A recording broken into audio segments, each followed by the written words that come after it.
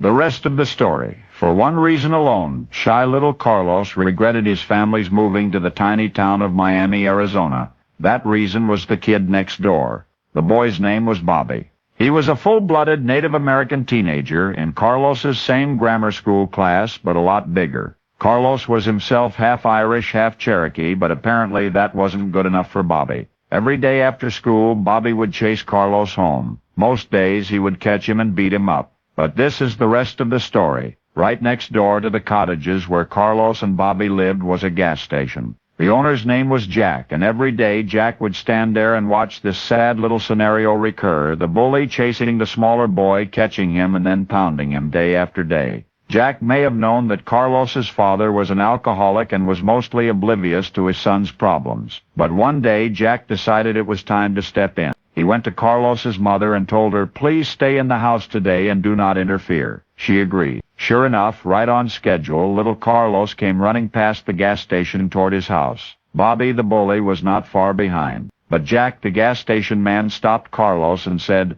"I'd like to have a word with you." Politely but urgently, the little boy explained that he must not stop now. He had to go inside right away because Bobby was chasing him and would be there any minute. Jack said, "You're not going anywhere. You're going to stand up for yourself and fight this boy right now." "But Bobby is too big," Carlos pleaded. Jack wouldn't listen. "You're not going to run away anymore," he said. The more Jack encouraged Carlos, the braver the little boy became, so brave that when Bobby the bully arrived, Carlos actually jumped him and wrestled him to the ground. It was but a brief tussle, at the conclusion of which Bobby the bully cried, "I give, I give."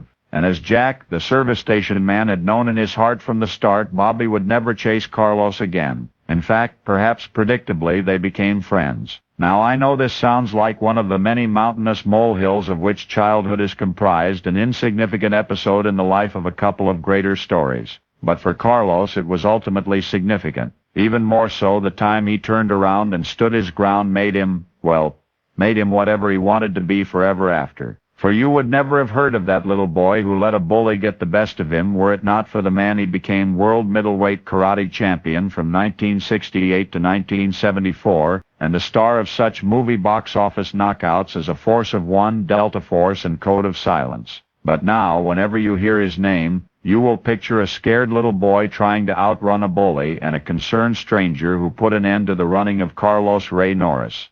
The man the world has come to respect as Chuck Norris. Now you know the rest of the story.